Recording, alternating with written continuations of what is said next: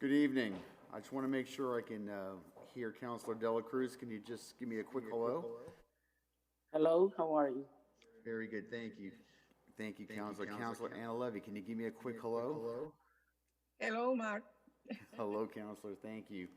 All right, I am going to call the Ordinance Committee to order. This is the Ordinance and Intergovernmental Relations Committee. Today is Tuesday, January the 11th. I am currently just here to begin this meeting with the initial purpose is to go ahead and actually elect us a chair and then a vice chair. And as soon as the chair is nominated, I'm passing the gavel to the chair, and the chair will run the rest of the meeting. But as is our custom, we'll start off like we start every other meeting with a Pledge of Allegiance. Will you please rise and join me?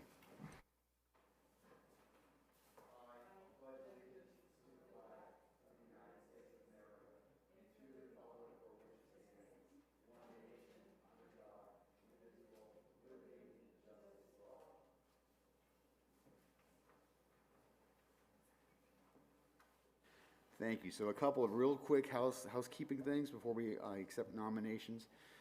We are, as you know, we're doing this hybrid, and we now have with us a dedicated laptop. This laptop is going to be shared by each committee, and the chair of the committee will, or someone will need to be here in the council chambers to be able to navigate the meetings.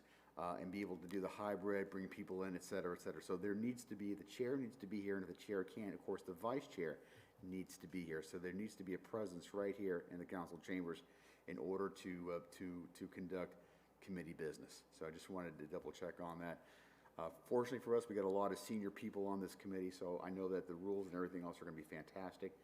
At the end of the night, one more quick we need to return this laptop that I'm speaking in right now and bring that back to the back room, and the chair is responsible for that, just to bring that back at the end. That's the housekeeping stuff. You know, the last thing is again, the chair of this committee, as I work to be partners with all the chairs, if I'm needed, I will do my very best to show up for a quorum, just to have that kind of communication with me so that I know whether or not I should or if I need to or not have to be attending the meeting. So that's it for this housekeeping. At this time, I'd like I'm going to be asking for nominations for the committee chairs. Are there any nominations for a committee chair? Yes, Mr. President. Councilor. I would like to nominate Councilor Estela Reyes. Councilor Estela Reyes has been nominated. Is there a second? Second. Seconded by Councilor Selena Reyes. Any other nominations? Hearing none. Councilor Reyes, Vice President Reyes, do you accept the nomination? Yes, I accept the nomination. Now I will ask for a roll call vote to affirm that. Councilor Selena Reyes. Yes. Councilor Anna Levy. Yes. Councilor Maria Dela Cruz. Present. And Councilor Estela Reyes. Yes. Councilor Estela Reyes, the Vice President, does have 3 votes. She is the chair. I will now vacate this and give her the honorary stapler for conducting the rest of the meeting.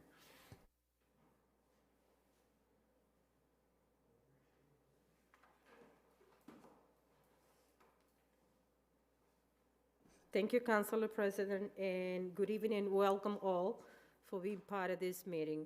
So now, before we continue, we are open for nomination for vice chair. Any nomination?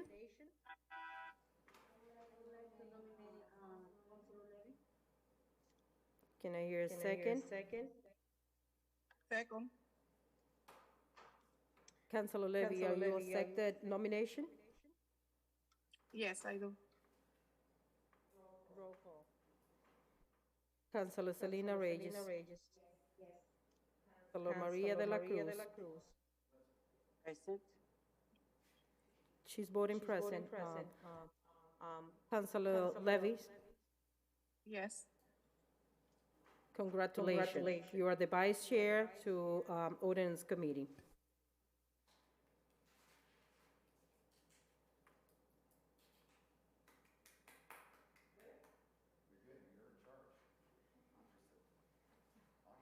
Councilor, I'm going to be taking a couple items out of order, only because we got a big agenda and we have folks that who has been here early enough. So the first item that I'm gonna be taking is document 27621 out of order.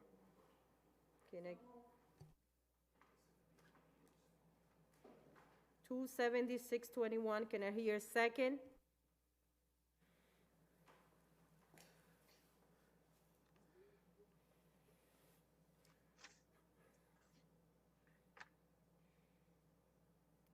I think Council Levy's on mute. Councilor Levy, you trying to? I second. The motion has been made, properly second, to take document 27621 out of order. Roll call, Councilor Selena. Councilor De La Cruz. She say yes. She say yes. Councilor Levy. Yes. Okay, document 27621 is a Gold Star Family Tax Exemption, co-sponsored by Councilor President. Back then, it was by President. My apology. And co-sponsored by Councilor-elect Infante. Councilors, welcome, and thank you for being here both. Thank you very much, Madam Chair, and thank you to the members of the committee. This is an important item. It doesn't have a tremendous impact citywide, but just as a reminder, a Gold Star family means that someone from that family has lost, their family relative lost their lives in the service of our country in the military.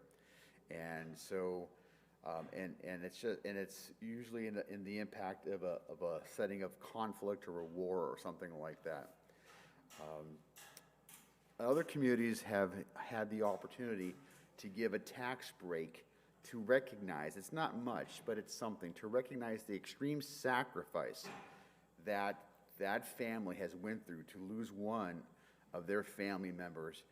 And, you know, in consultation with, at that time, Councilor-elect and now Councilor Infante, as well as at the time Councilor Abdu, we decided that this was an important initiative to provide some sort of recognition and relief to a family in the smallest way possible, but it's something to provide for them.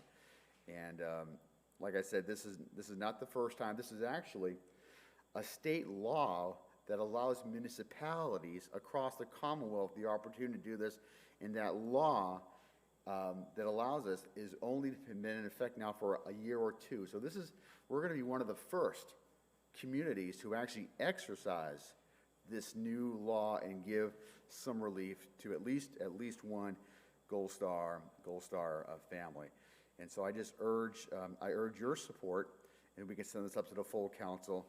And Councilor Infante, if you have a few words, I know you got a constituent of yours that is the only one in the entire city. But Good evening. Just like Council President LaPlante mentioned, I do have a Gold Star family constituent in District E.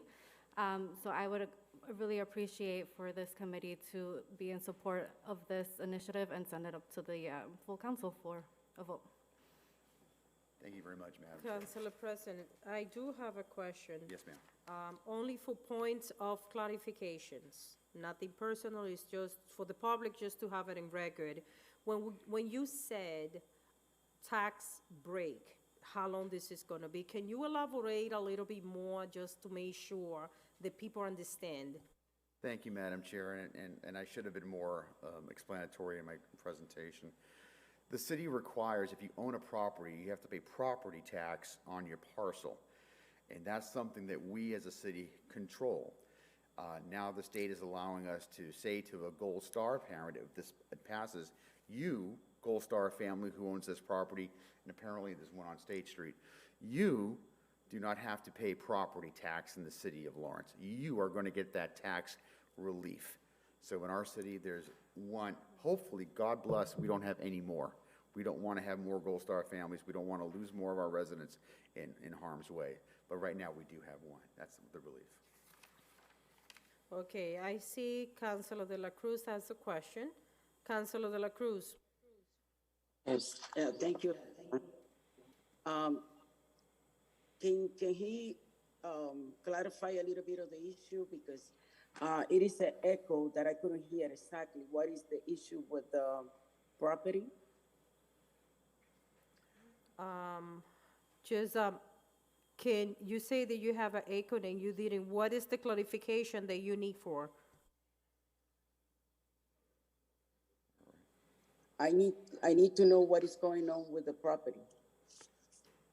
So just to repeat and maybe clarify it a little bit, if you're a family who lost a loved one, a family member, a son or a daughter, for example,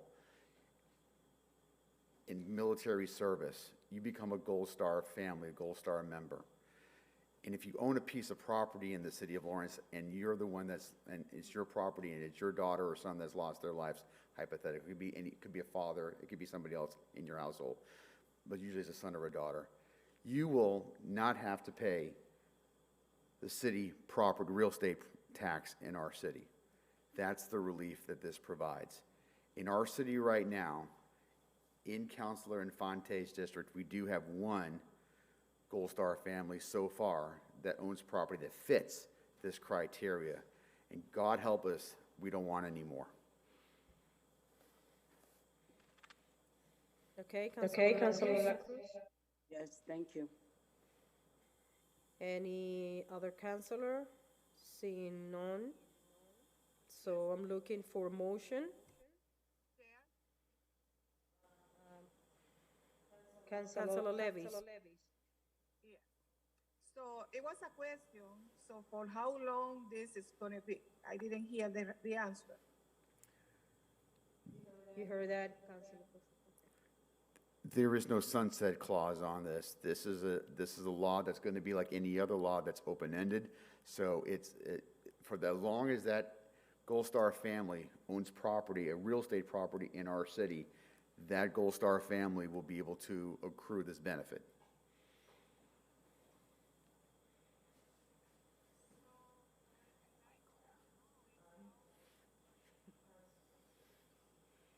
She's speaking, but we can hear her. Councilor Levy, can you repeat?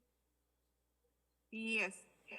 I would like to know how this, okay, so this is a great idea just to give some kind of relief to the family for a time.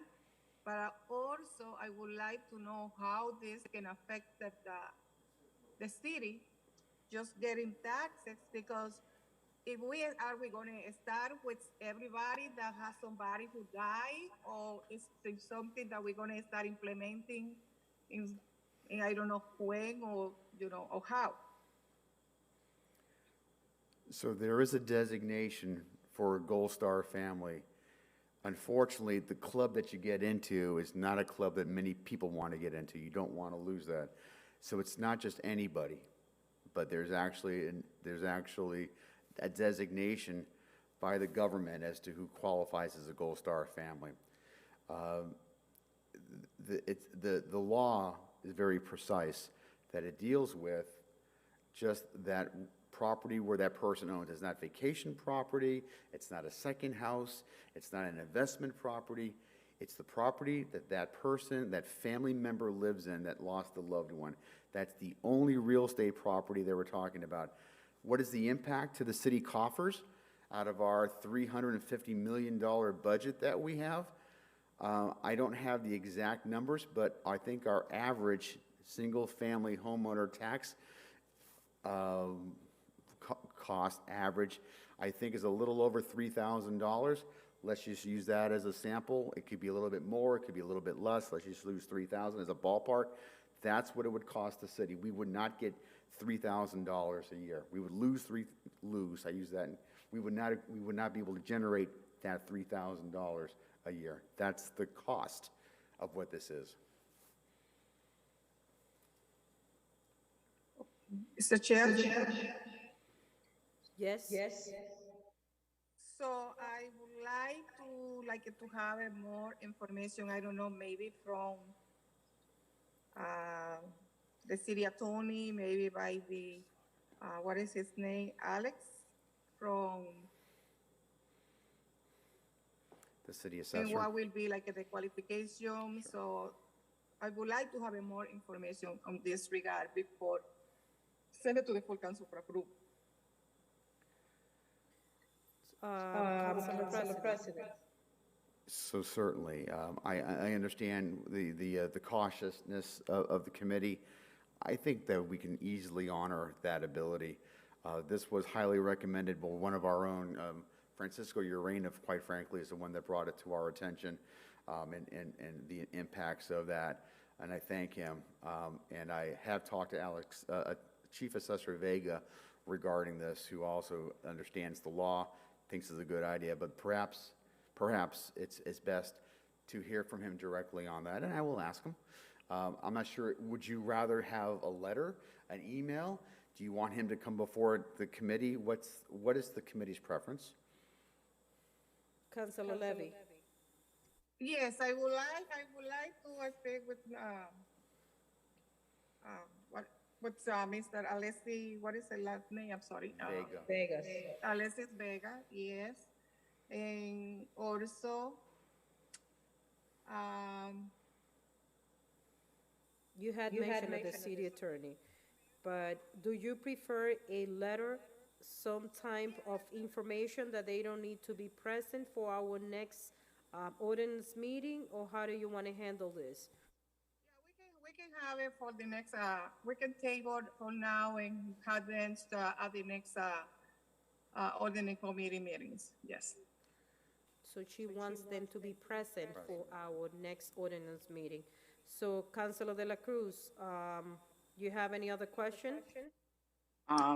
She already asked to table. I was trying to make a motion to send it to the full council because after people serve in their community, that is the least that we can do to make sure the family is in good standing after somebody died in the family. Then my motion will not be effective at this moment, right? So, what we are gonna do by courtesy, that since this is a very sensitive topic, because we are mentioning tax break, we want to be full informed that whenever someone call or stop us to ask any question, we can have the right answer. We only have, at this point, one family. We hope that this is going to stay with that number, but we can table. Councilor President is agreed to that happen until we get more information. I'm in favor, but I think it was the middle of December, Councilor Reyer, that we had a neighborhood meeting by Zoom. It was a lot of question about taxes, so we don't want to confuse the constitutions about something simple, and I know that we all gonna be in favor. So the motion on the table is to table it. Can I hear a second? Second. So the motion has been made by Councilor Levy, seconded by Councilor Selena Reyes. All those in favor? Roll call.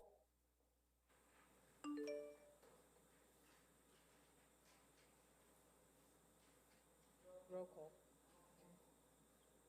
Roll call. Yes. She say yes.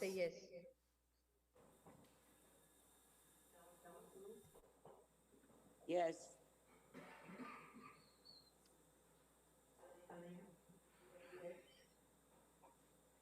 The chair is yes.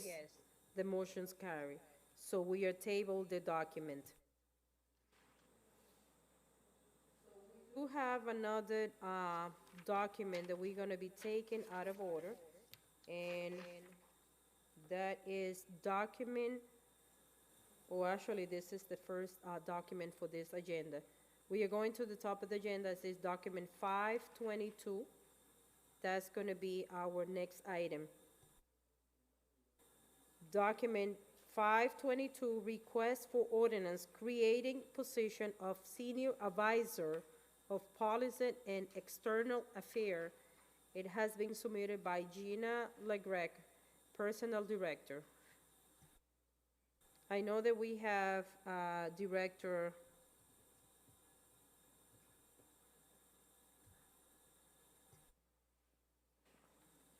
Good evening. Name and address for the record. Good evening, Committee Chairwoman Estela Reyes, Octavian Spanner. The address is 200 Common Street, Suite 309. I'm the advisor of Mayor Brian DePena, the current mayor. I would like to also extend my good evenings to council women and committee women, Selena Reyes, Ana Levy, and Maria de la Cruz. Good evening. Good evening. So can you tell us a little bit more about this position? Yes, I just wanted to confirm that Gina Legrec is online right now. Okay, perfect.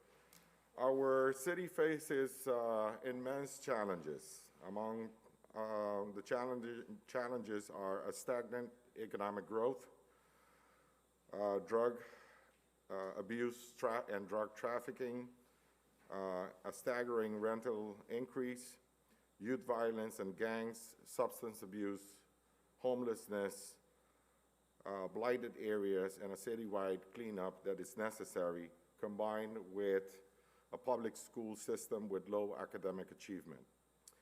On top of it, we also are dealing in the last 2 years with the COVID-19 pandemic, which has placed tremendous pressure and burden upon city public services. Mayor Brian DePena recognizes that the conventional way of doing business is not sustainable for solving the city present-day socioeconomic challenges. Accordingly, he wants to shift from the conventional way of thinking and formulate new and more inclusive paradigms that are multi-sectoral and human-centered. The DePena administration desires to work on a balanced development model which aggressively focuses on investment and economic development rather than only housing to generate new tax income and unlock the full potential of city revenues. To achieve this goal, the overall plan is focused on employing a six-pronged approach that hinges around the following. 1, good governance and financial stewardship, an inclusive approach, a structured process, a forward-thinking and forward-looking approach, focus on social capital, and finally, attracting investment to the city. For the mayor to achieve these goals, it requires the city, like in the case of many progressive municipalities, to hire a policy professional who will be involved in managing complex systems, demonstrating accountability for achieving outcomes, and being part of multidisciplinary teams with partners from across the public, private, and voluntary sectors to meet these challenges. The role of Senior Advisor Policy and External Affairs differs from the Chief of Staff, that the Chief of Staff creates and maintains cross-departmental relationship to enable the mayor's success, while the Senior Policy Advisor leads and manages the implementation of work that seeks to fulfill the mayor's public policy goals and development programs and directional goals. At this point, I would hand it over to the HR director in terms of doing her presentation and justifying also this position.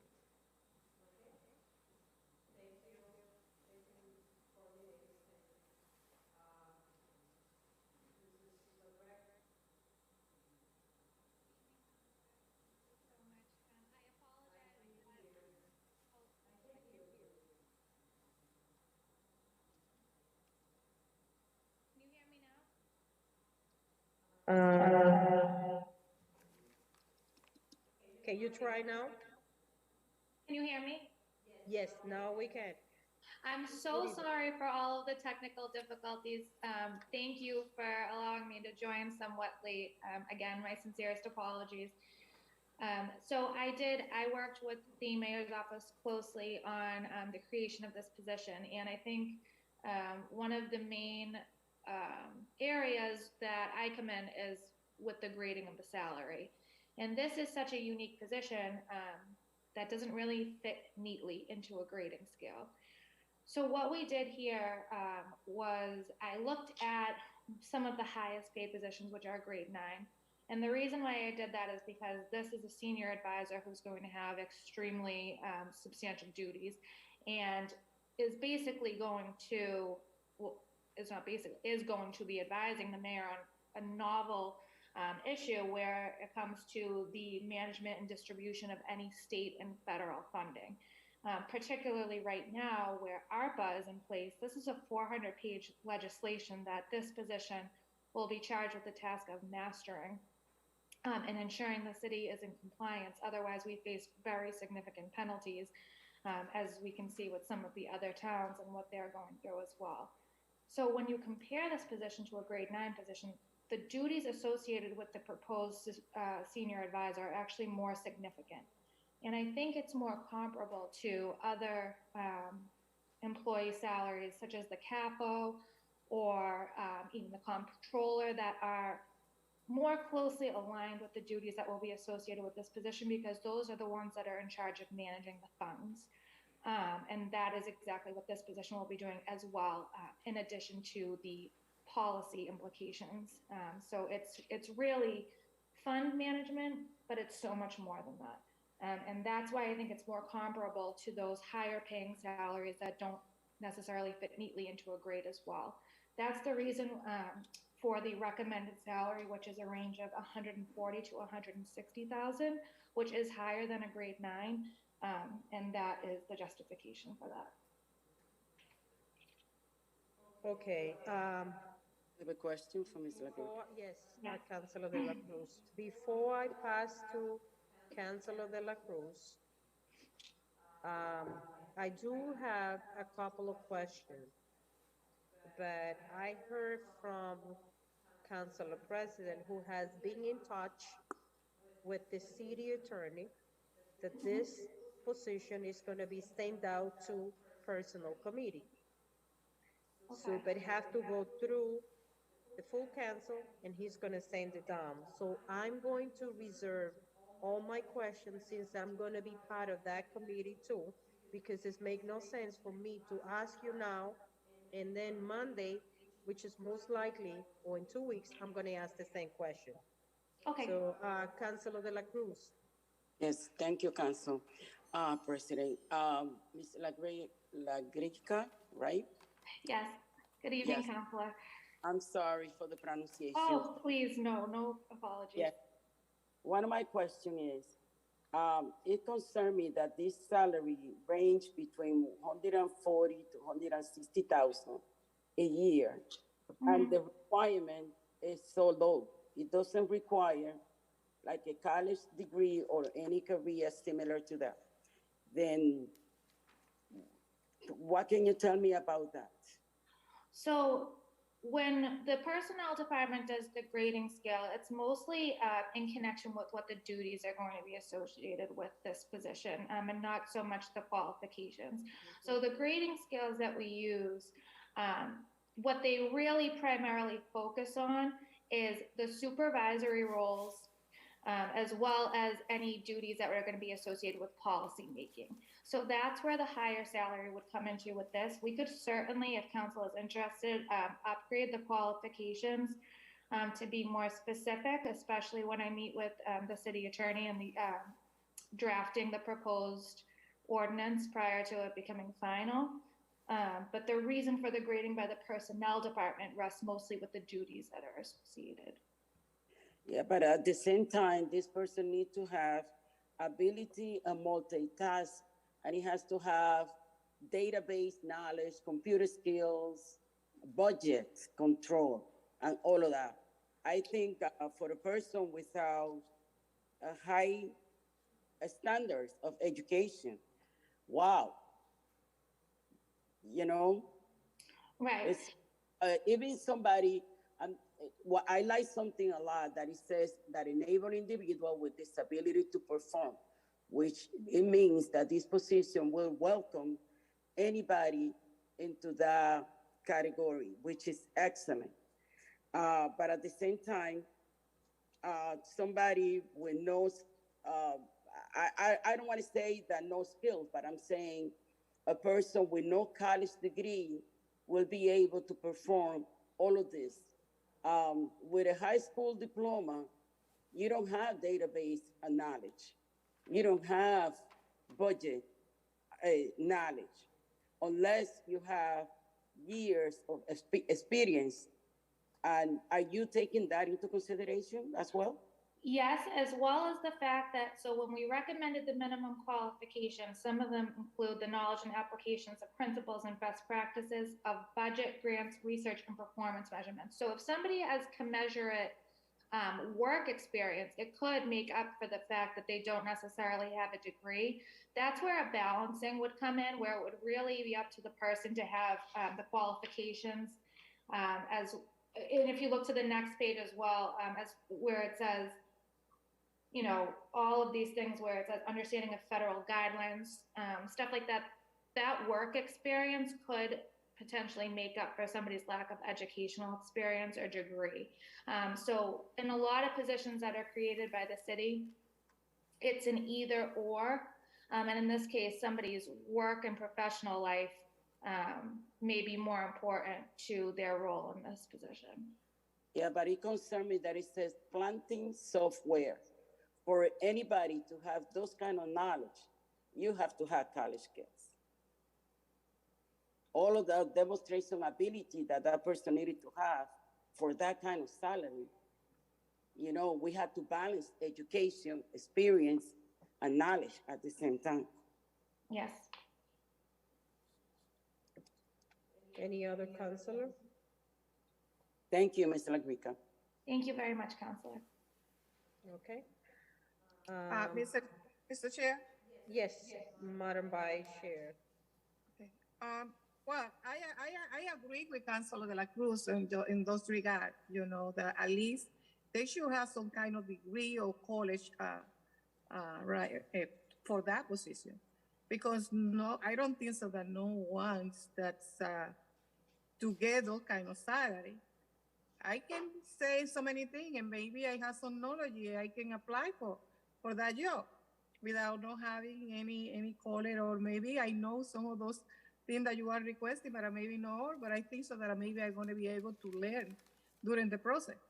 So at least, you know, job fair, or I don't know, but something we should ask in what kind of or knowledge or what kind of college do you have. Maybe it's not like a 4-year college, maybe 2 years in so whatever university, or I don't know, but something they should be added on that position. It's a higher, you know, it's a very high position with a very high salary that is go over and over. That's, you know, the maximum amount that we pay, that we really pay.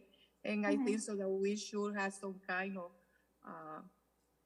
or college or education for that position, not just only a bachelor or I don't know, but something should be in there. Understood. Thank you. Thank you. Counselor, just to let you know that we're not taking any final decision at this committee level. We're gonna be send it out to the full council with favorable recommendation if you wish. From there, it's gonna be sent out to the personnel committee, which is gonna give you enough time for whoever needs more information. I'm sure the Commissioner Spanier and Personnel Director, they are gonna be open to answer any question that you might have in the meantime. Committee Chairperson, I just wanted to interject at a point, and Gina, if you can, please correct me, but at the time of our discussions and presentation of this position, and I want to make it absolutely clear to the Personnel Department and also in discussions with the Budget Director, we did present the requirements and for the position that included not only the education, but also the experience. And we totally, on behalf of the mayor's office, I'm totally in agreement with committee member and councilwoman Maria de la Cruz and Ana Levy, and all those details from the office of the mayor has been presented to the personnel department. Not only because of the function, but also, as was indicated by Gina, for the responsibility of the management of the ARPA funding. So this was not submitted without taking in consideration all the concerns from both councilors.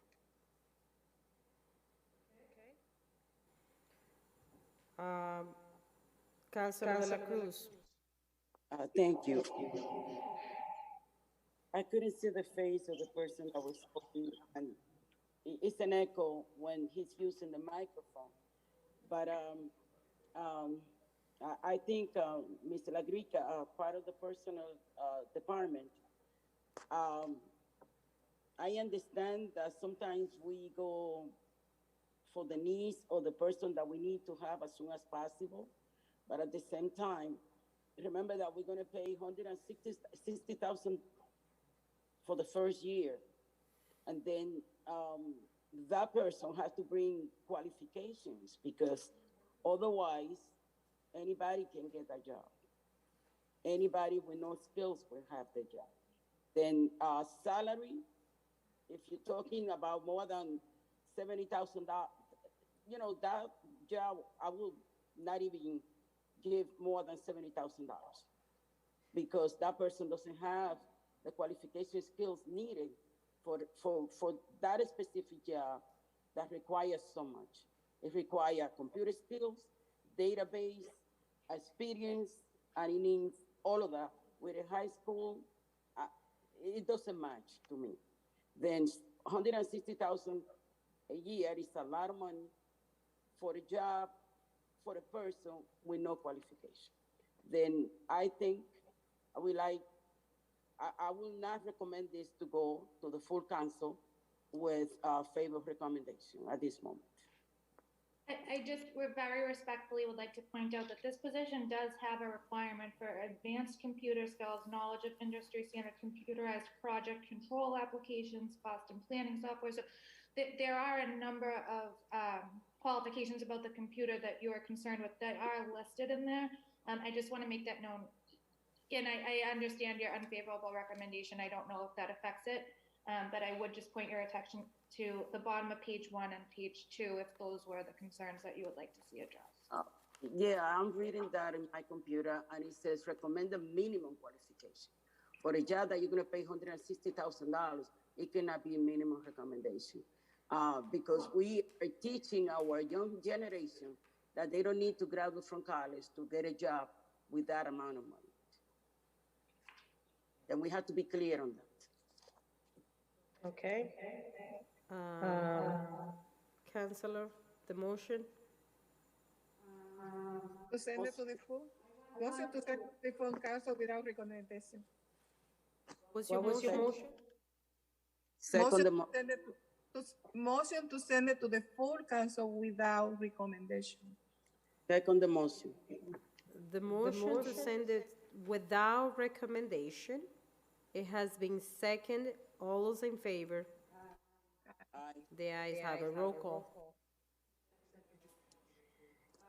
Councilor Levy makes the motion, and Councilor De La Cruz seconded the motion.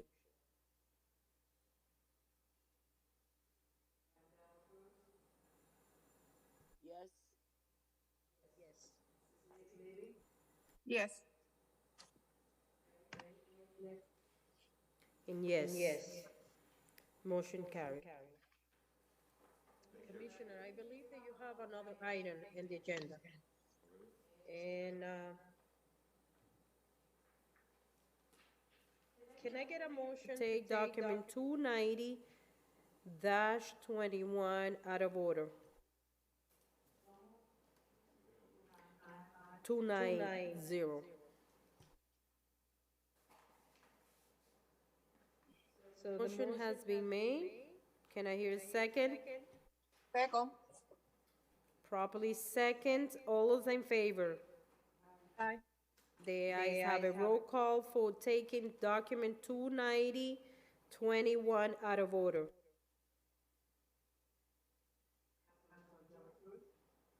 Councilor De La Cruz. Yes. Councilor Levy. Yes. Yes. Thank you, Councilor. Document 290-21, request for ordinance creating a position of safety manager in the Department of Public Works. You has something to do, or is Gina who is responsible to it? That item is referred to HR. Hey, here you go. It's yours. And also, Milagros Puelo from the Water and Sewer Department is here as well to defend the creation of the position. So this is a position that was actually approved as part of the most recent budget as a grade 4 position. However, it was not formally ordinanced. So while it was part of the budget, we're here to formally create the ordinance for this position. And again, it was budgeted at a grade 4, which is appropriate. This was a grading scale that was completed by the former personnel director, which I am in agreement with. This is also, using the Bennett Associates grading system. This position should be ranked as a grade 4 based on the position summary of duties, qualifications, as well as the knowledge, skills, and abilities, and the limited supervisory responsibility. So using that scoring system, the personnel director prior to me and also myself, we both reached the same conclusion that this should be a grade 4. I can see that we have our friend, Mrs. Puello. Good evening. Good evening. The floor is yours.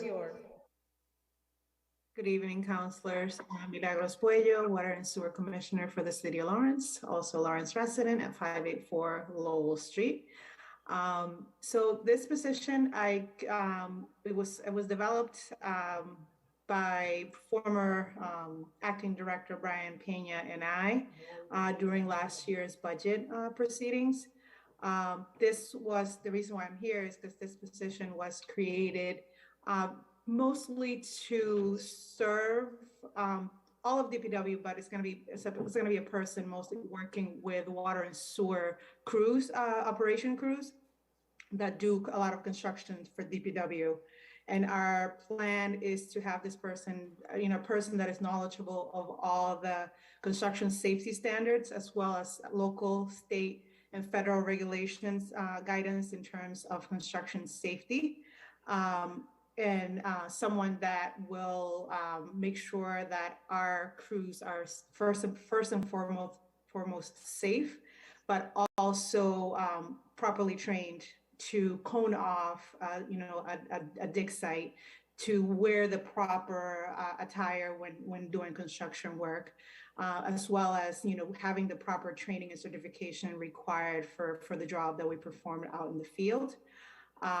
So Brian and I requested it from former Mayor Kendris Vasquez, and it was approved. So we're hoping, and with this administration support, we're hoping to have somebody come on board to help and perform this in this position. Thank you. Councilor De La Cruz? Yes, thank you, Council President. Ms. Puello, what is the salary for this person and the qualification that you are requesting for that? I don't have the salary number in front of me, Gina. I don't know if you have that. I do. Grade 4 is 50,000 to 65,000. Correct. And in terms of qualification, counselor, we're looking for someone, with, I believe, a high school degree or higher. That's what it says. Yeah. Education and experience, a high school diploma or equivalency. If this person is going to go to other departments and help in other departments, he has to deal with a lot of construction, safety, and code. How come this person is going to have a high school diploma? Well, a lot of these, when this position is typically filled by somebody that has construction experience, Councilor De La Cruz, which, he or she may not necessarily have a college degree, but have a trade background and construction background, and properly trained, and, or by attending OSHA training as well as other proper training to be able to perform a supervisory, provide supervision in a construction site. It would be nice to have a person with a college degree, but honestly, if you go out in a construction site, this is as a practice in the field is not necessarily required. Okay, but the person will have coordinates OSHA department. He will be able to oversee health and safety policies and procedures. He will be able to develop and conduct employee training and a wide range of safety, security, emergency response. Wow, this is a lot of work for a person. I am not discriminating high school person because I believe you are taking somebody who has 10 years of experience in construction. Mm-hmm. Because if you don't take somebody with experience, I won't mind the diploma at this moment, but I won't mind the experience that person is going to bring, because he will have to promote a safe and he has a list of work that person needed to do. Then he has to be a strong person that he can carry more than 15 pounds. He has to be, but at the high school, it's the one that killed me, because anybody can do that job. Even to get somebody with 10 years experience and the high school, it will be nice. But the requirements is so low. Okay, Councilor, let me just clarify something about this ordinance. We're not creating the position. We are creating an ordinance for them just to continue with the position. So the salary, the qualification, that have to go through a personal committee, which we are gonna be disclosure what we not agree or what we are agree. So at this moment, what we are doing is just to create an ordinance, not a position. We're gonna be sending it up to the full council. The council president is gonna send it down to the personal committee, and we are supposed to be having all the details, salary, qualification, how this position is gonna be posting, what is the requirement. So we basically open a window for them just to bring all the information that we need, and then we move forward, okay? So any other councilor? Councilor Reyes.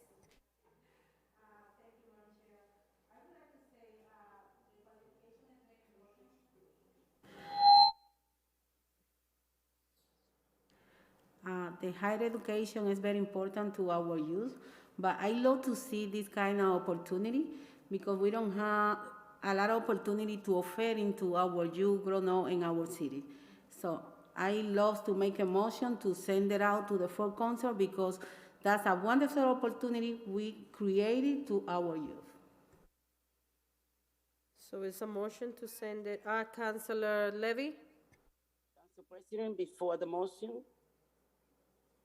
Well, Councilor Levy was, raised their hand before you, Councilor De La Cruz. Councilor Levy? Yes, I would like to make a recommendation, not a motion, just only a recommendation to take it, into consideration when we send it to the full council. That maybe we should add that this person should have a construction license supervisor. Yes, a construction license supervisor for that kind of position. So it's not like they can, for at least, or to take the classes and to take the certificate for that in the next, see they've been hired, for whatever we've been hired for that position, to have it like in the next 6 months after the position, see they don't have it. That could be my recommendation for the next sending to the full council. I agree with Councilor Levy. Councilor De La Cruz. thank you, Madam Chair. Council Levy, I think you're right, and I like that idea. The thing is that ordinance is the place that we made the law for the qualification that we might be looking for. I understand that they go to personnel and that this document needed to go to the full council to be approved. We are not approving, but we are requesting different ideas about making changes that when they present it to the full council, they can win the case. Because at this point, we're just giving ideas of what are the things that I personally think that we have to give opportunity to people, but there are some jobs that people are required to work with other people, that people are required to have knowledge, that people need to do database. All of those knowledge, we have to have it in place, because otherwise that person won't be able to qualify for the job. Let's say that we take anybody to help somebody in the community, but at the same time, after a year, we might say, oh, you cannot do the job, we have to say goodbye. Then we'd rather do all the paperwork now and the changes that needed to be made, that when that person comes to the full council, we can hire the person. Of course, we want to help people in the community. Of course, I wish that we could have a job for anybody coming out of the high school, but at the same time, we need experience because we need them to complete the task. We all agree with you, Councilor De La Cruz. This is not where we are debating. That's why this is an open floor for any councilor. They might want to add, subtract, or bring something new to this. We open to this.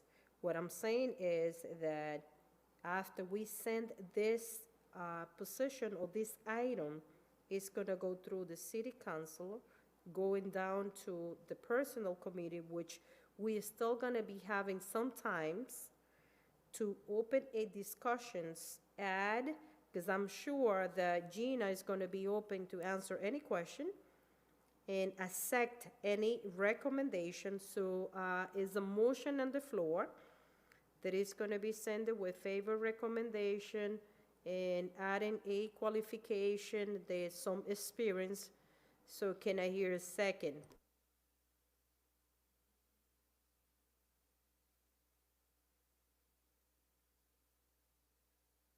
Second for the motion that Councilor Selena Reyes has made.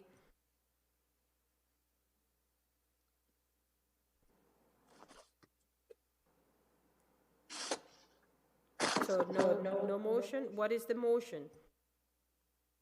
Madam Chair, I would like to make a motion to send it to the full council without no recommendation at this point.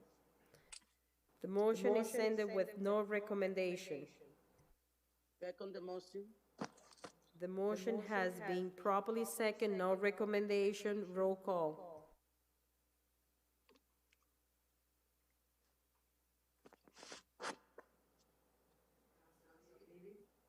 Yes.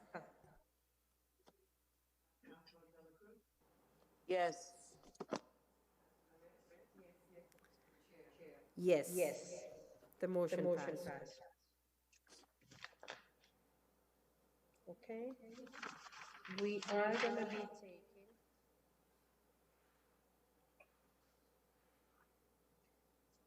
Can I get a motion to take document 27321 out of order?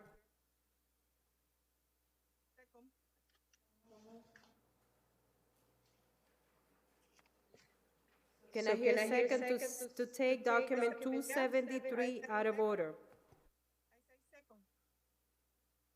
Councilor Levy, I can't hear. She I says said, Councilor Levy. So Councilor Levy second the motion. All those in favor?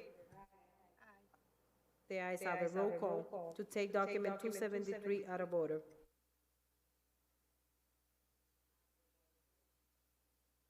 Councilor de la Cruz? We can, Councilor de la Cruz? Yes. Councilor Levy? yes.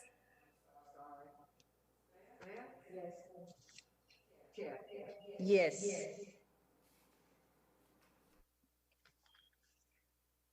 Document 27321 is application for sale from Fix It and Location. It has been put in the agenda by Jordanis Gomez. Sir, Good evening, how y'all doing? name and address for the record. Heavy hitter marketer, 54 Parker Street. Can you elaborate or explain a little bit more about this application for sale? Yeah, of course. So what we do is we provide tablets and free phones, or government tablets and government phones for the public, for anybody who qualifies with any low income as a social security, food stamps, or mass health. So anybody that has any of those qualifications, they do qualify for either or. So our job is to make sure that the public does receive any of these tablets or any of these phones. Go ahead. Okay, so you are providing for applicants that has been taking any government aid that qualify, or how are you gonna verify that that person is already enrolled in that program? How do we know if they're already enrolled in the program? So there is an application process that we put them through. And we ask them what type of qualifications do they have. Usually they'll hand out mass health or a food stamp card. Once we put it through the application, it does let us know if they are on it. So if they are still active and still receiving the benefits, then that's how the system will process it and it'll go through, and that's how we know who qualifies for one. Okay, so, let me just, any counselor has a question until I finish revise the application?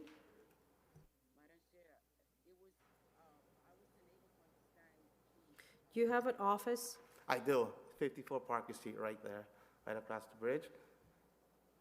So you open to the public? I am open to the public, that is correct. So, if we are going to be recommending someone to go, let's say tomorrow, so at 54 Parker Street, right? That's correct. Any phone number that you have to, let's say that I send someone over, so do you have to call and set an appointment to go, or is a walk-in? You could do either or. You can call in for an appointment, or you could just walk in.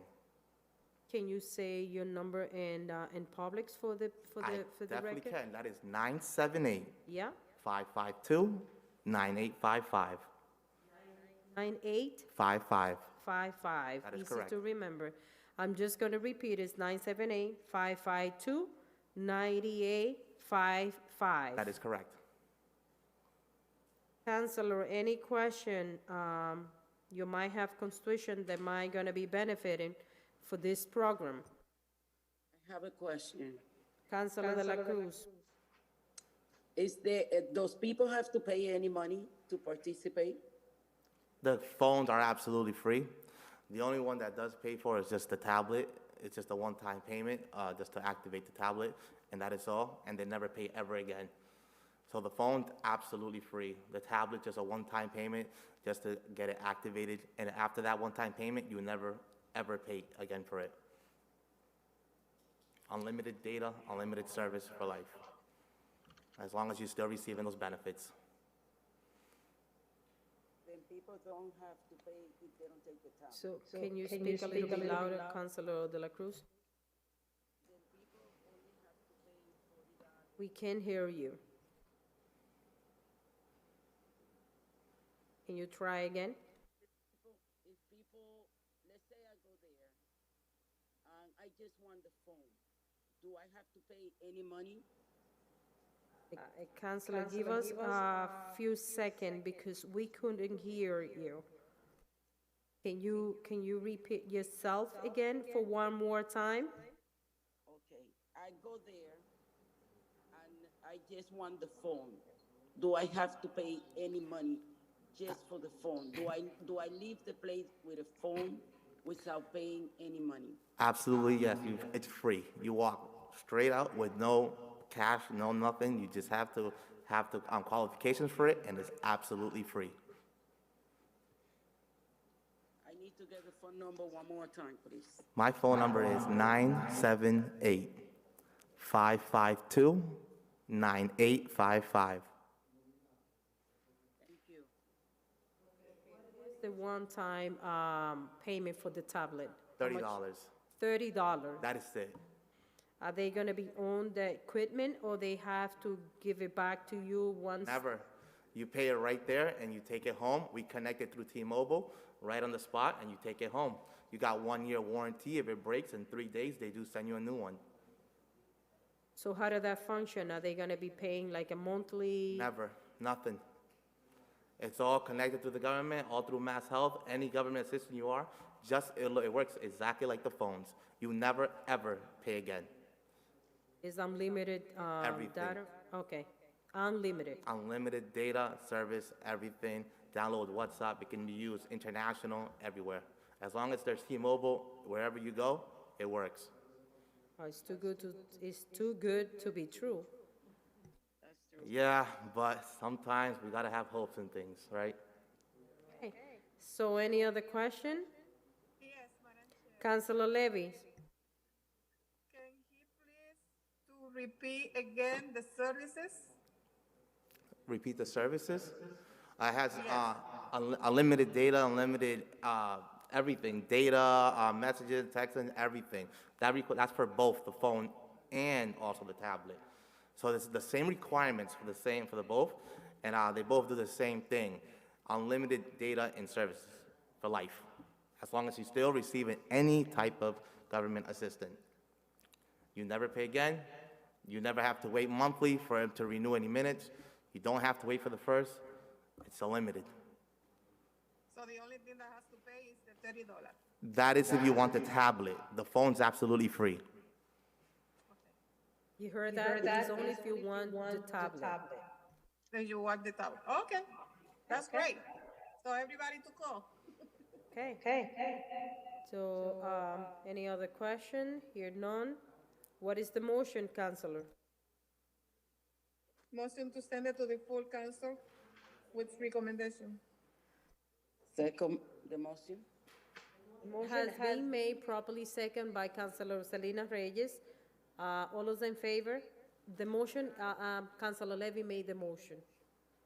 Roll call. Councilor Levy. Yes. Councilor De La Cruz. Yes. Yes. Yeah, she's saying. Reyes. Motion passed.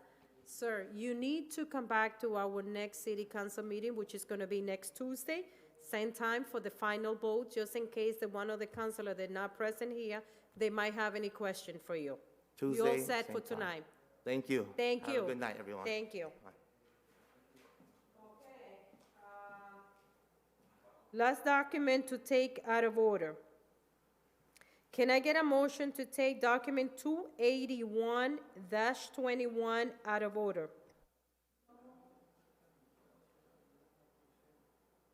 Can I hear a second?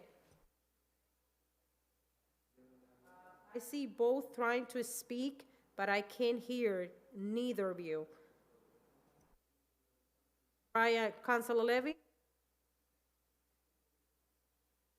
Councilor De La Cruz, I can hear both. Neither of you.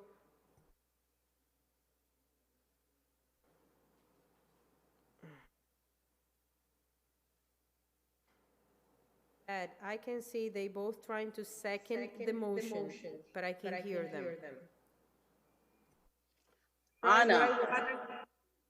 Anna made the motion. Councilor Selena made the motion, and one of you seconded the motion. I second. Okay. Councilor Levy seconded the motion. Roll call. To take document 281-21 out of order. Councilor De La Cruz. Yes. Councilor Levy. Yes. Yes. Thank you, Councilor. Document 281-21, request for ordinance creating position of confidential secretary in Health and Human Service Department.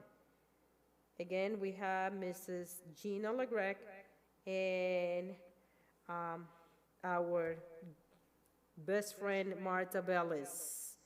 Good evening again and welcome both. So whoever want to take first.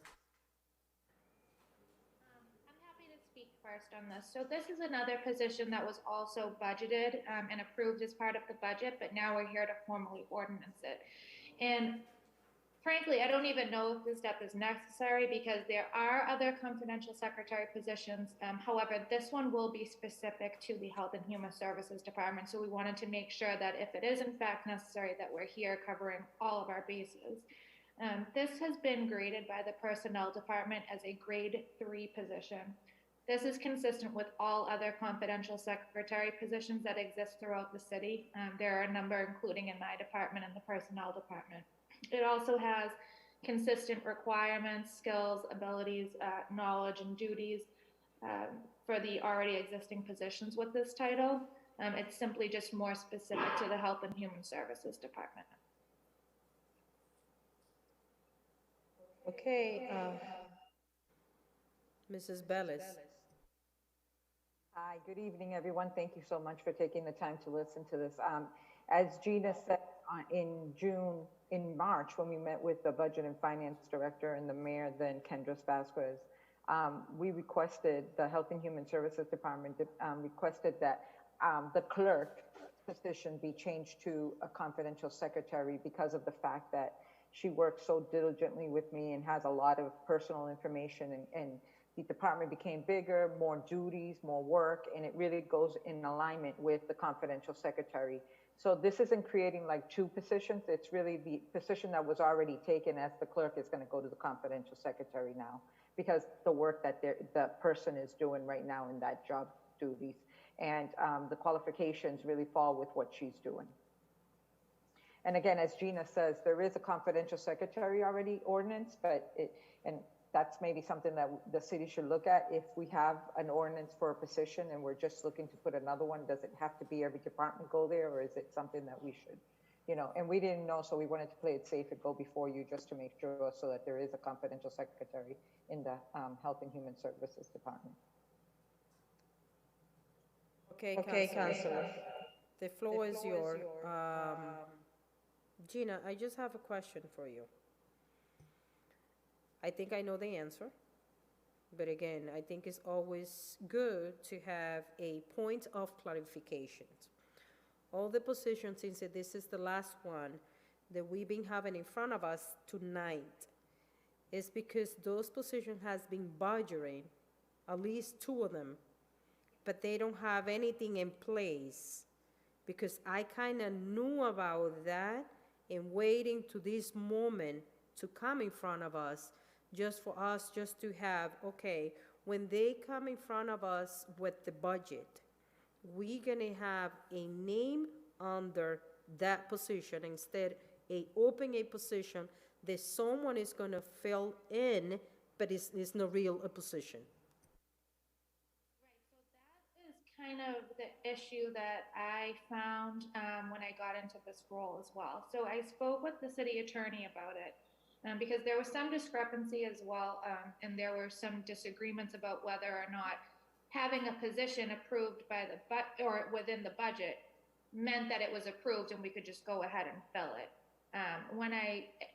As you're aware, I also do work currently in the city attorney's office. Based upon our review of the ordinances, it's our belief and our opinion that they do still have to go before council and the ordinance committee in order to be created. Yep. So I hope that answers your question as to why we're here. So even though it was approved as part of the budget, legally, they should also specifically be ordinanced where they're non-union positions. Yeah, basically that was my answer that I was giving, and I just want to clarify, and I want to hear from you, because I know from the beginning you start at the city attorney office, and now you are personal director, but you and I, we are on the same page because I knew about that.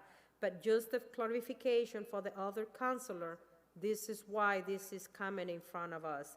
This is not a brand new, it's something that exists, but needs to come in front of us just to create an ordinance in order for you guys to have a position that you can be funded, but also to have a person to be working under that position. Councilor De La Cruz. Yes, I have a question for Martha. Martha, there is no change of getting another employee.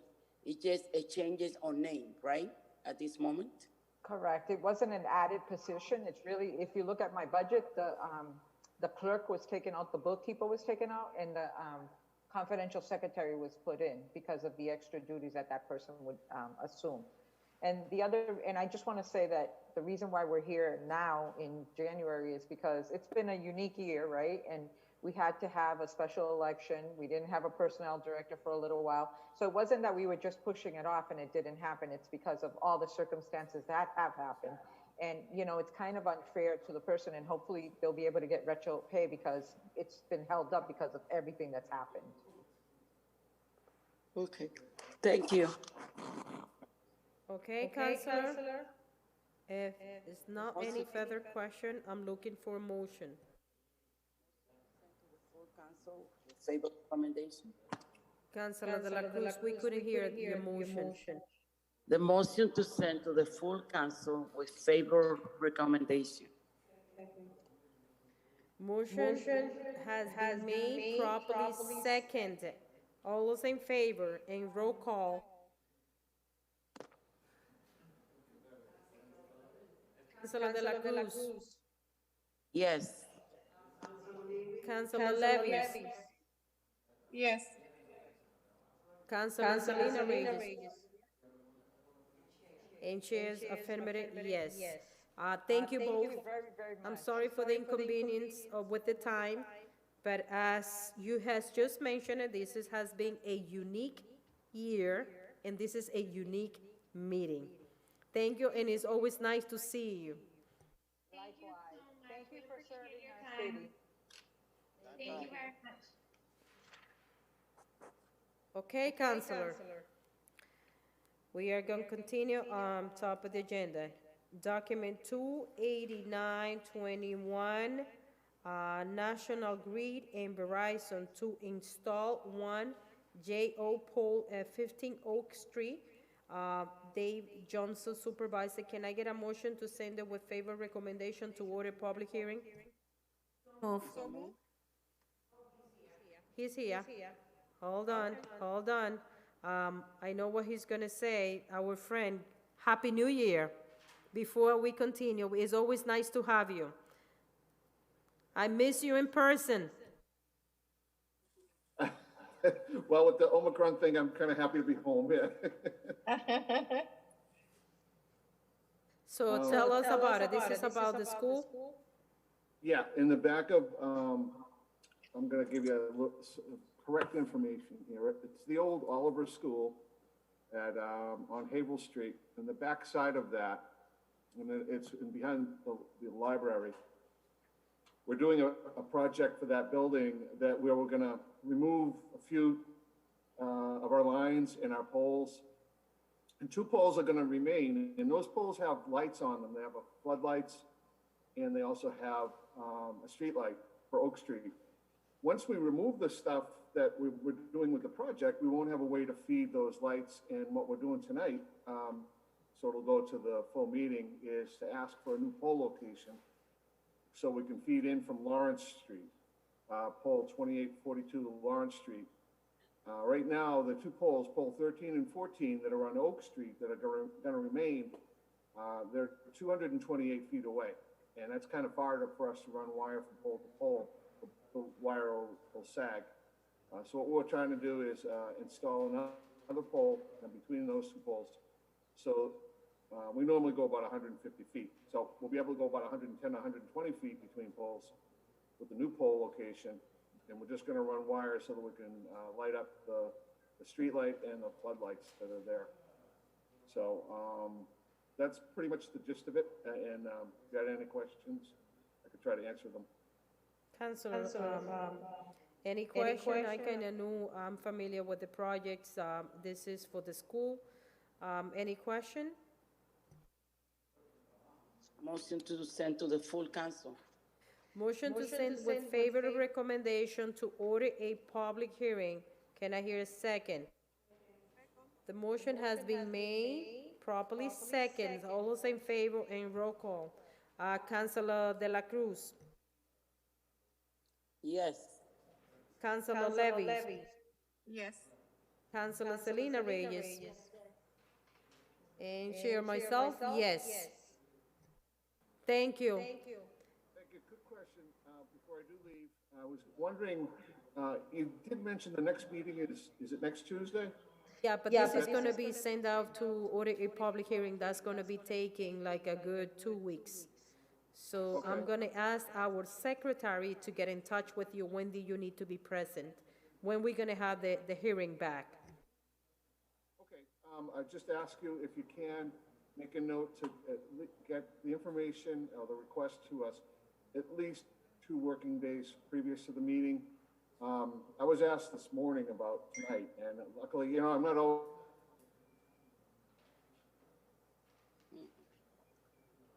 always around, and there's only a few, if you can get it to us as quick as possible. I know things are tough, but. So let me ask you a question. Let me ask you a question. If this is time sensitive? It kind of is, because we have like a roll call type thing that happens where we have 10 workers that we could pick from, and if people are on vacation, sick, now you come down to like 4 workers that might be able to go to the meeting. So, and when you contact us, it goes to a clerk, and that clerk gets it, say, on day 1. We're not going to know who's. It usually takes 24 hours for us to find out who's going to actually go to the meeting, and then we can go that night. So a day and a half at least before the meeting is usually good, but the day of is a little bit too quick. What we can do in this case is we can withdraw our prior motion and send this item with favor recommendation to get approved pending the public hearing, meaning that you're getting approved on Tuesday, and then we just have to wait for the hearing, but you're going to be able to be working in the meantime. Okay? So, go ahead. I didn't hear the last part. I was just, what do you mean we'll be working in the meantime? I'm not sure what So you mean. in case that you need to start working with the engineer, whoever is going to be working, if we send it with favor recommendation or approving, pending the public hearing, meaning that we approving, but you don't necessarily have to wait until the public hearing just to start doing whatever you have to do. Oh, I think I understand what you're saying. This is, I'm not sure if it's that time sensitive. I think that would be fine if we just wait for the meeting. Okay, in this case, what we're gonna do is, so we're just gonna leave it open for the full council, we're just gonna keep our motion, which is gonna be favor recommendation to order public hearing. At that point, we can add, we can change the motion, but at least, you know that it's approved. Okay? Good night. Good night. All right, take care now, thank you. Okay. Thank you. Okay, document 29121 is a handicap parking at 279 Lawrence Street. Councilor, can I get a motion to take document 291 and 29221 as a block, to send it to Officer Cano and also to table?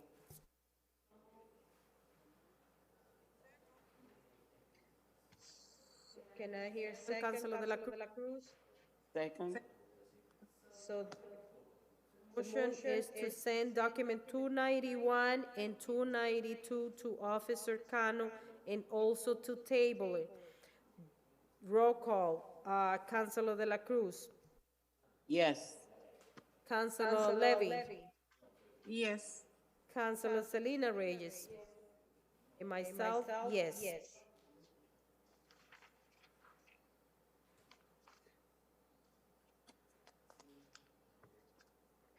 Can I get a motion to take document 272, 275, and 274, 272, 274, and 275 as a block, to send it to Officer Cano and also to table document 272, 274, and 275. Councilor Levy. Second. So the motion has been made, properly second. Roll call, Councilor Levy. Councilor Levy. Yes. Councilor Maria de la Cruz. Yes. Councilor Selena Reyes. Myself, yes. Pat is 272, 274, and 275. Send it to Officer Cano and also to table.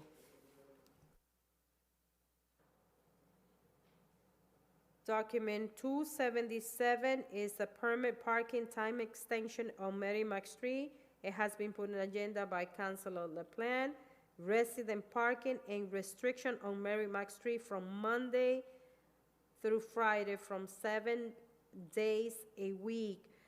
Can I get a motion to send document 277 to Officer Cano and also to table? Roll call.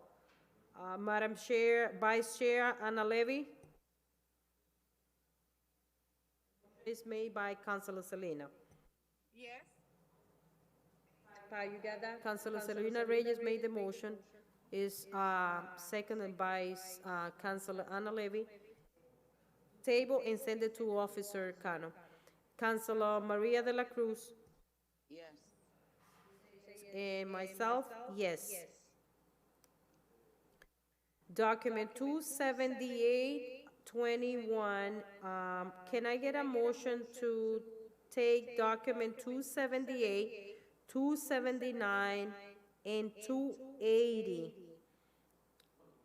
Actually, it's only 278 and 279 as a block, to send it to Officer Cano and also to table the document. Second. The motion has been made, properly second. The motion has been made by Councilor Selena Reyes, second Councilor de la Cruz. Roll call, 278, 279, to send it to Officer Cano and also to table. Councilor Anna Levy. Yes. Councilor de la Cruz. Yes. Councilor Selena Reyes. Myself, yes. Motion carried. Document 280 is a four-way stop sign of intersection of Margin and Melvin Street. Councilor Rodriguez. Motion to send it to Officer Cano and also to table it. Second. Motion has been made and properly second. Roll call. Councilor De La Cruz, Yes. Councilor Ana Levy, Yes. Councilor Selena Reyes, and myself, motion carried. Councilor, can I get a motion to take document 283, 284, and 285 as a block and send it for withdrawal? Second. The motion has been made by Councilor Maria de la Cruz, seconded by Councilor Levy. Roll call. Councilor Levy. Yes. Councilor de la Cruz. Yes. Councilor Selena Reyes. And myself, the motion carried.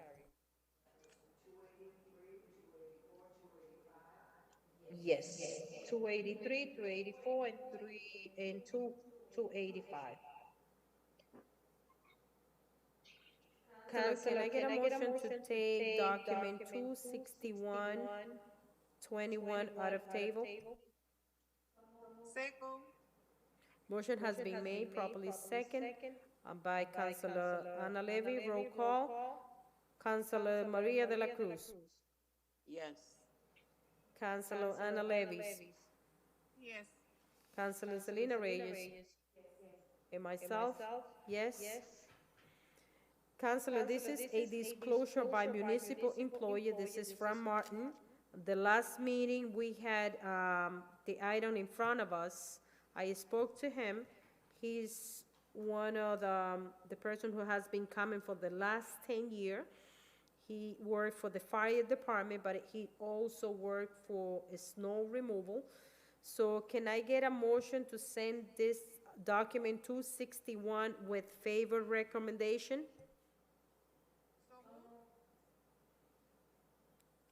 Can I hear a second? Councilor Levy, I know. Councilor Levy? Yes. You seconded? Yes. So the motion has been made, properly second. Roll call. Councilor Levy. Yes. Councilor Maria de la Cruz. Yes. Councilor Selena Reyes. And myself, motion carried. Document 26821, can I get a motion to take this document out of table item? So moved. Motion has been made, properly second, to send it, to take it out of table item. Roll call. Councilor Selena Reyes. Councilor Levy. Yes. Councilor Maria de la Cruz. Yes. We can hear you. Yes. I heard you say yes. Yes, okay. It's a handicap parking at 77 Shoshin Road, Mildred Mendez. Can I get a motion to send it to Officer Cano and also to table the document? So moved. Second. Motion has been made, properly second. Roll call. Councilor Selena Reyes. Councilor Ana Levy. Yes. Councilor Maria de la Cruz. Yes. Yes, and myself, yes. So I'm gonna be taking a couple of items out of order that Officer Cano has been sent out a report.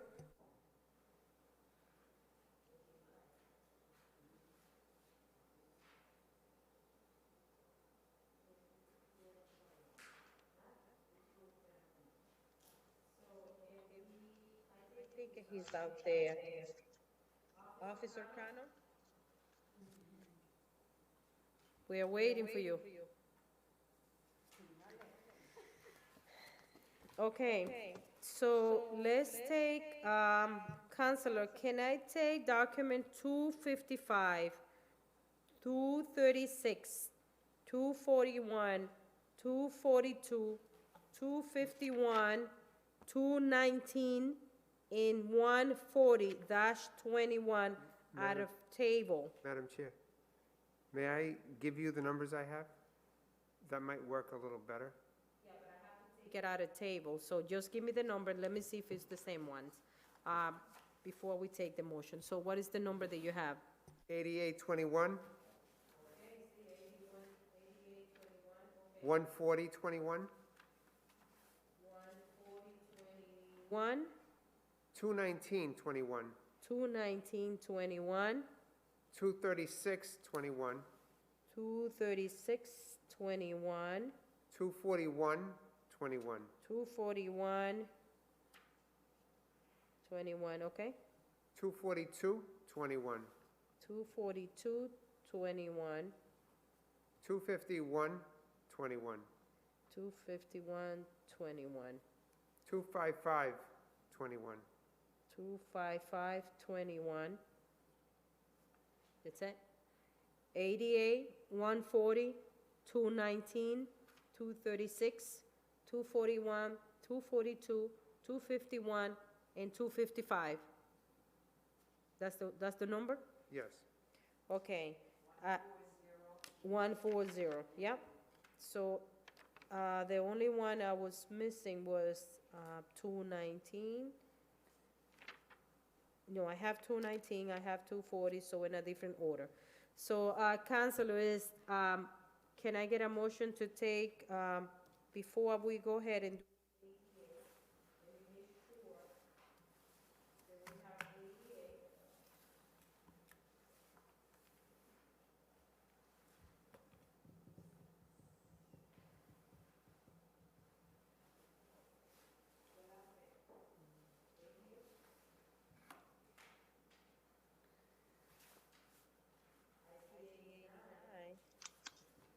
But I don't see. 88? I don't see 88, I see 89. Most likely that item has been sent out to the full council. I don't have 88. Yeah, we have, under the, let me get over with the page, with the schedule. In page 4, the first one. Okay, page 4.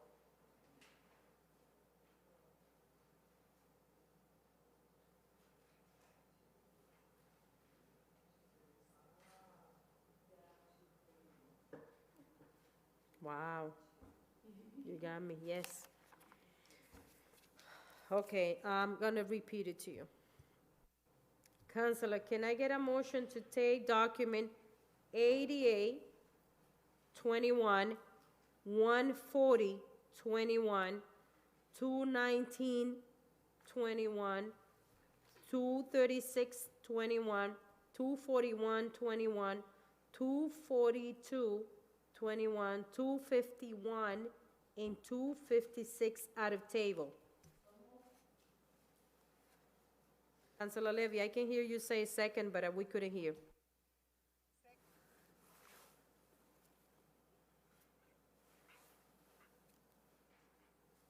Second. Okay, now. So the motion has been made, properly second, roll call, Councilor De La Cruz. Yes. Councilor Levy. Yes. Councilor Selena Reyes. And myself, yes. Pat, you had all them?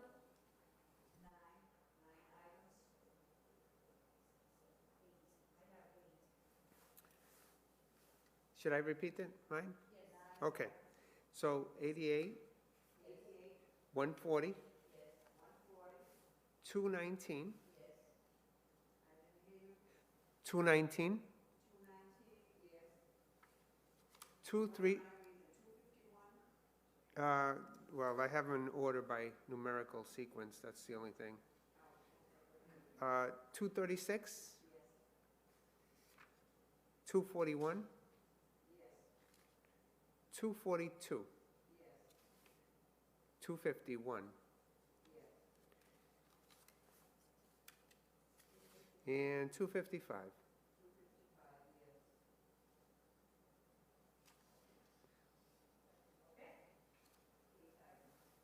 Yes.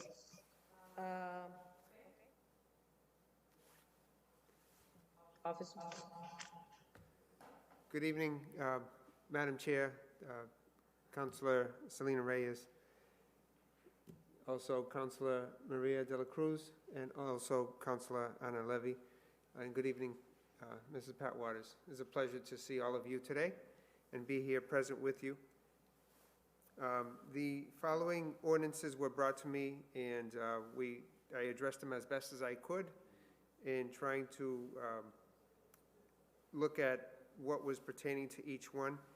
This document number 88 is a petition or request on behalf of Councilor at Large Pavel Payano, requesting for an all-way stop, which is a three-way stop at the intersection of Bellevue Street at Hilltop Avenue. Currently, there are no stop signs at the intersection located at 4547 Bellevue Street at Hilltop Avenue. I have been to the streets on various work-related matters, including parking and traffic enforcement. The public is this public way is heavily traveled in both directions and congested with parking on both sides of the street. I do see a need for a stop sign to be placed in all three directions to slow down the traffic, one from Havel Street onto the cemetery towards Highgate, and also to help reduce the likelihood of accidents if possible for public safety. If the council passes this ordinance, the following three stop signs should be placed accordingly. The first stop sign to be placed on the sidewalk near the curb, the southeast corner of Hilltop Avenue in front of 4547 Bellevue Street, traveling south to a point 3 feet. The next would be the second sign placed on the sidewalk near the curb from the northwest corner of Highgate Street on Bellevue Street, traveling south to a point 292 feet. The third stop sign will be placed on the sidewalk near the curb from the northeast corner of Bellevue Street on Hilltop Avenue, traveling east to a point 2 feet. This places a sign on the north side of the sidewalk facing east for the westbound vehicular traffic existing on Hilltop Avenue onto Bellevue Street. That would take care of the three intersections. So Bellevue Street in both directions, and then Hilltop Avenue, which is the street that intersects Bellevue.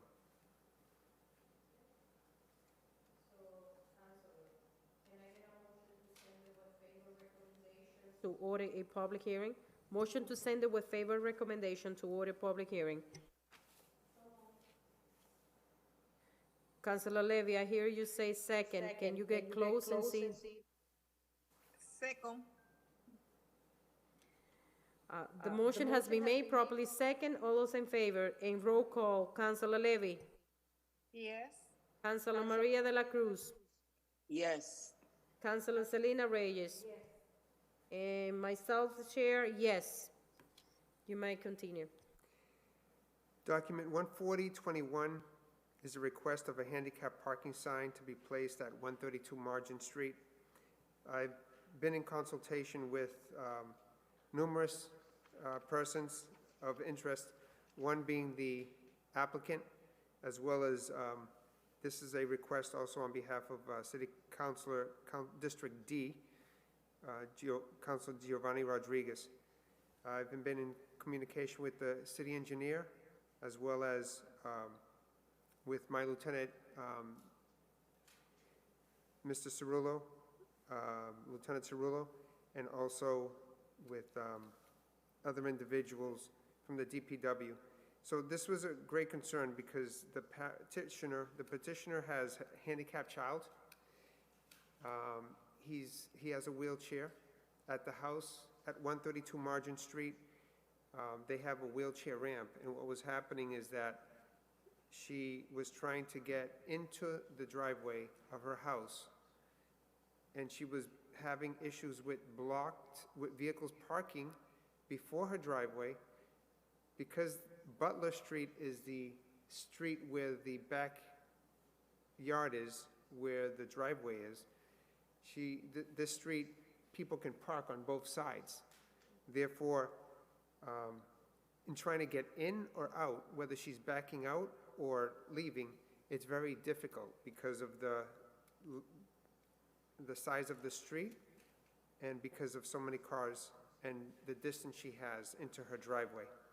Another issue that she was having is that the ramp to her vehicle, the lift, once it goes down, there's some decorative cement blocks that are on her driveway, which lead to the wheelchair ramp.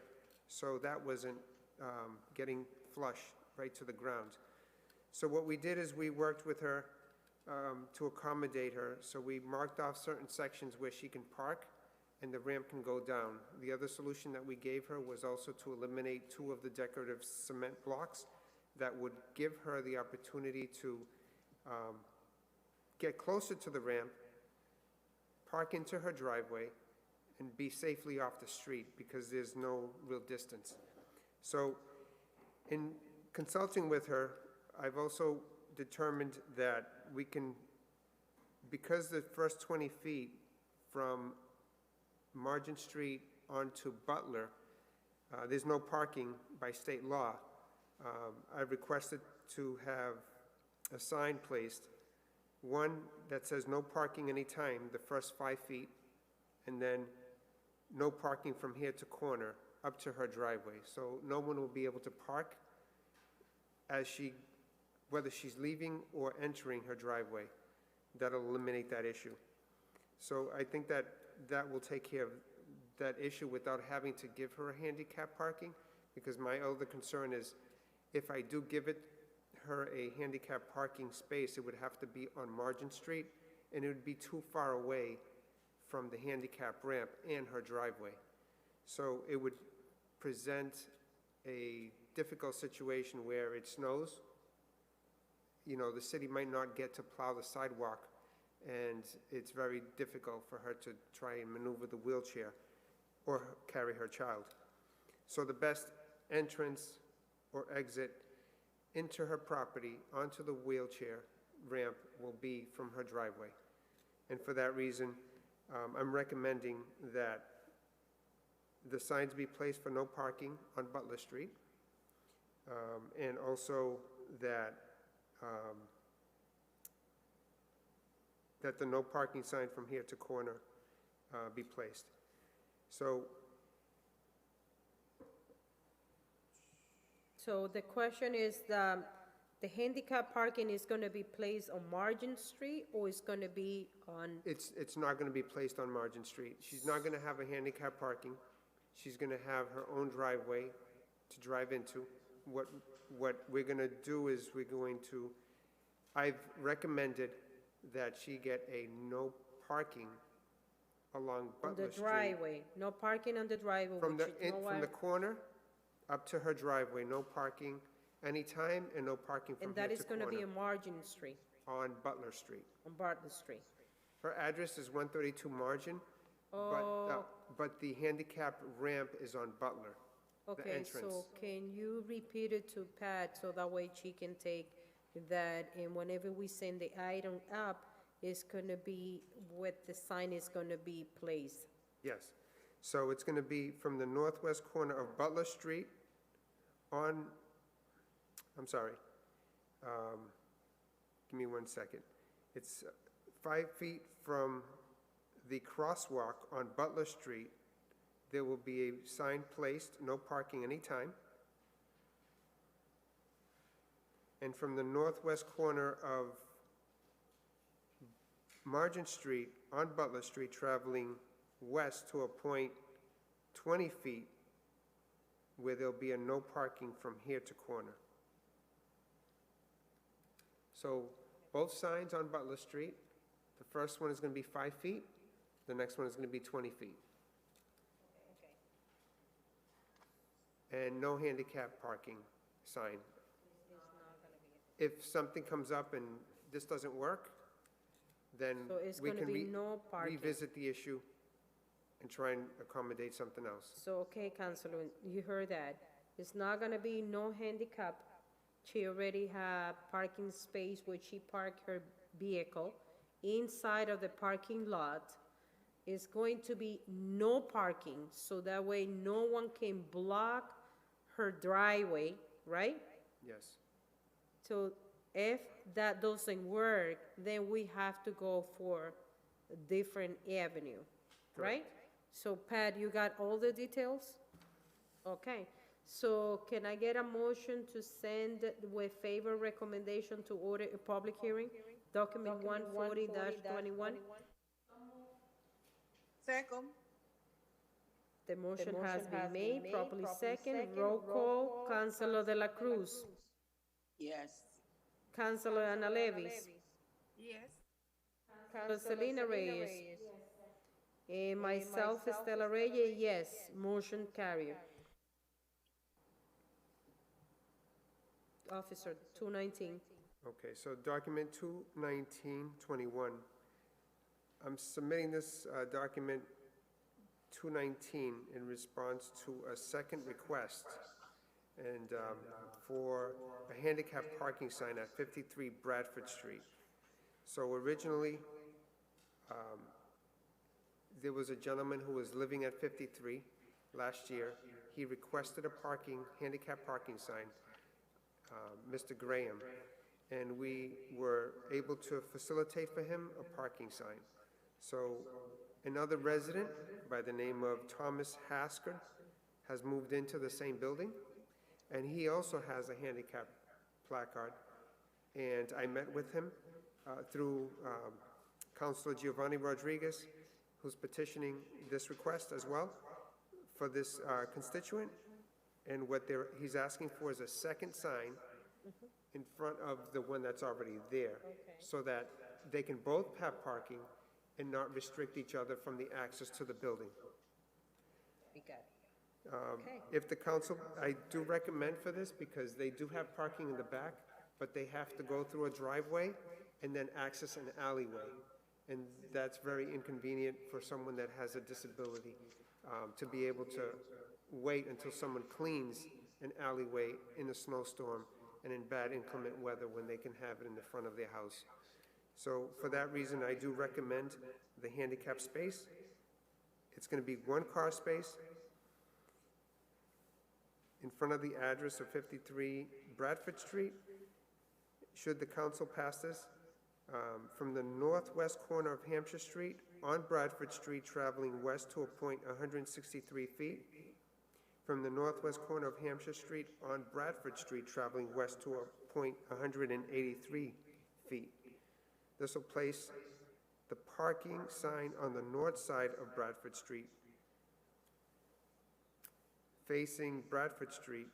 I'm sorry, this places the parking on the north side of Bradford Street, facing east, in front of 53 Bradford.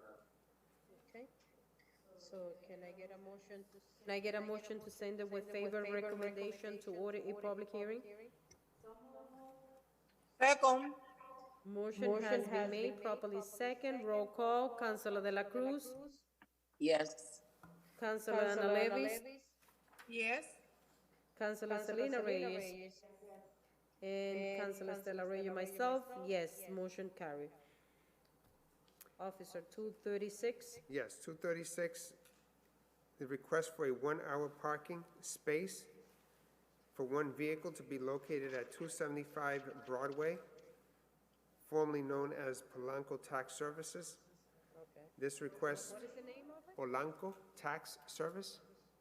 Polanco, okay. Yes. This request was being made at the time by Acting Mayor Kendris Vasquez. I observed the parking situation in this area.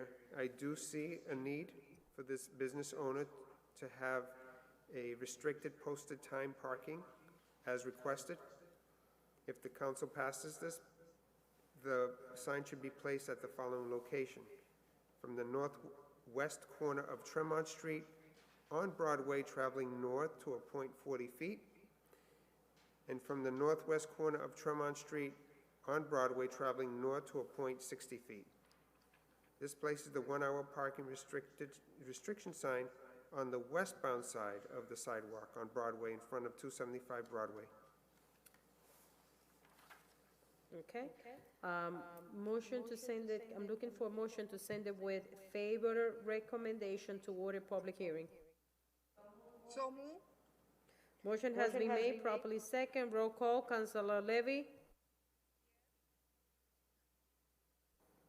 Councilor Levy. Yes. Councilor de la Cruz.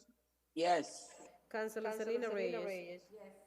And Chair, myself, Estela Reyes, yes, motion carried. Officer 241, Document 241 is a request for a 30-minute parking space for one vehicle in front of 527 Broadway, formerly known as Maylen Boutique. okay, The 30-minute parking is being requested for 7 days a week, Monday through Sunday, from the hours of 9 a.m. to 7 p.m., which are the hours of operation for the business. The request is being made by District C Councilor Jorge Gonzalez on behalf of the business owner, Mrs. Maylen Tejada. I observe the parking situation in this area, and I do see a need for this constituent business owner to have restricted posted time parking in front of the commercial business area as requested. If the council passes this document, the parking should be placed in the following location: from the southwest corner of Park Street on Broadway, traveling south to a point 214 feet, from the southwest corner of Park Street on Broadway, traveling south to a point 234 feet. This will place the 30-minute parking sign on the eastbound side of the sidewalk on Broadway facing south in front of 527 Broadway. okay, Councilor, looking for a motion to send it with favor recommendation to order public hearing.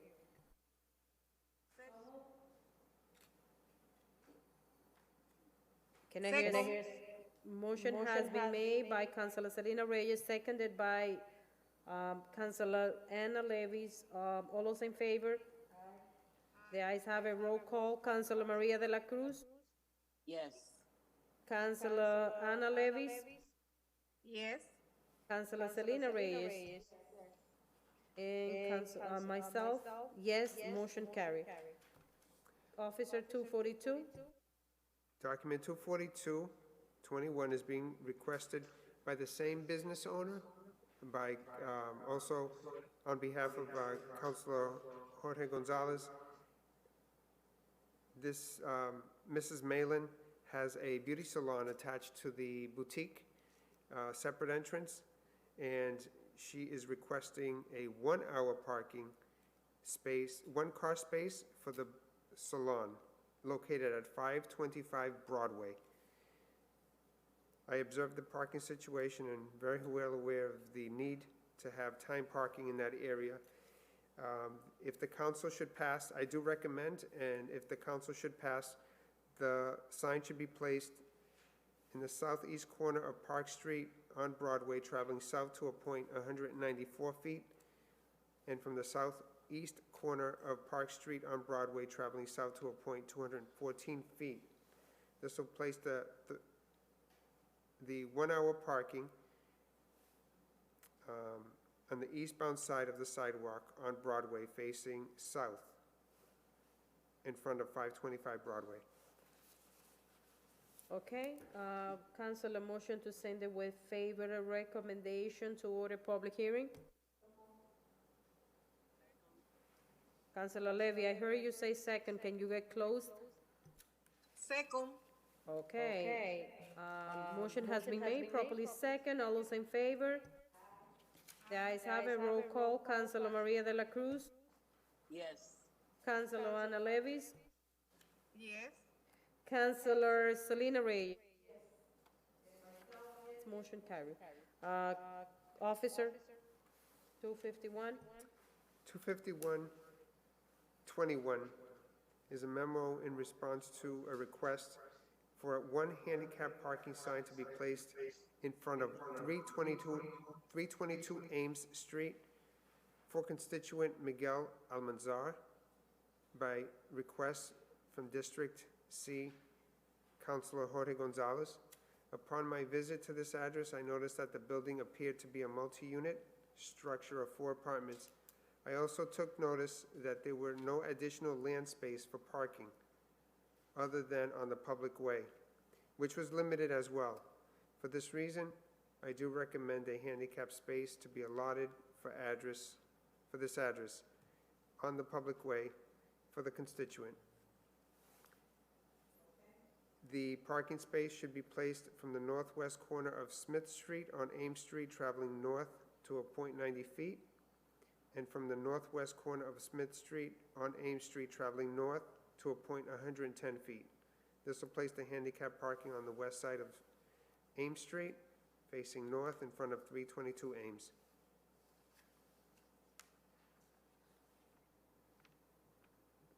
Okay. Council, I'm looking for a motion to send it with favorable recommendation to order public hearing.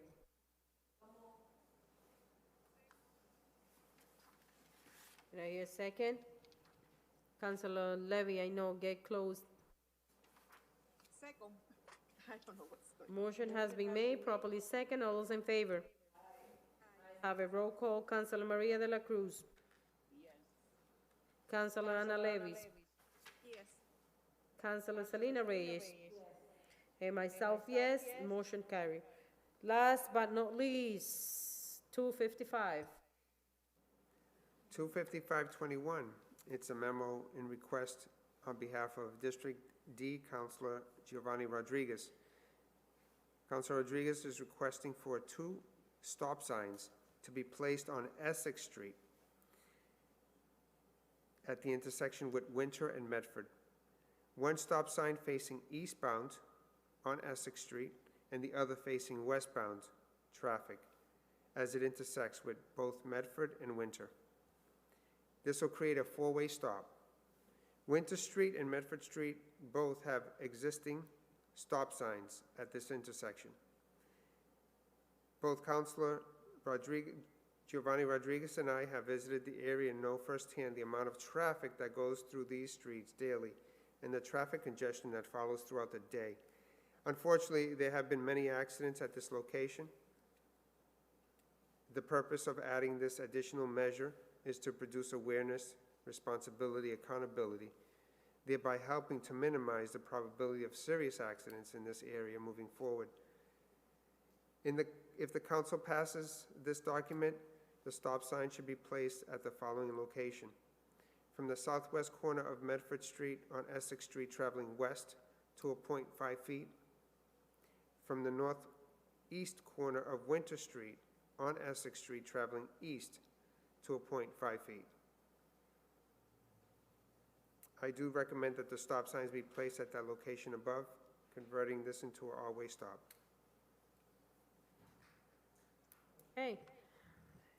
I'm looking for a motion to send it with favorable recommendation to order a public hearing. So move. Motion has been made, properly second. All those in favor? The ayes have it. Roll call. Councilor de la Cruz. Yes. Councilor Ana Levis. Yes. Councilor Selena Reyes. Myself, yes. Motion carried. Thank you, Officer Cano. Councilor, is any table item that you wish to take it at this time? Here none. Thank you. Motion to adjourn. Motion to adjourn. Motion to adjourn has been made, properly second. Roll call. Councilor de la Cruz. Yes. Before we go ahead and do that, I think, oh no, that's all. Okay, so Councilor Selena Reyes. Councilor Ana Levi, say yes. Councilor Maria de la Cruz. Yes. And myself, yes. Thank you all for helping me to make this meeting through. And I hope next time we don't have any inconvenience with the time and with the technology. Thank you. I hope so. Thank Thank you. you.